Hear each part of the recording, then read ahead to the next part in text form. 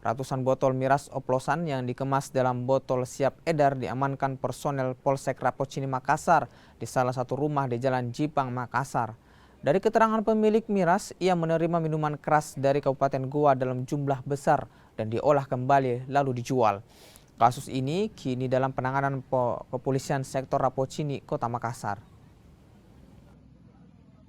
Pada saat dilakukan operasi cipta kondisi ini, kita sudah menemukan ratusan minuman keras berupa balok, antara lain di Jalan Karundung itu, ya, di rumah DTN kita temukan ratusan liter minuman balok, di mana lokasi ini disimpan dalam rumah dan juga merupakan distributor karena dia menjual.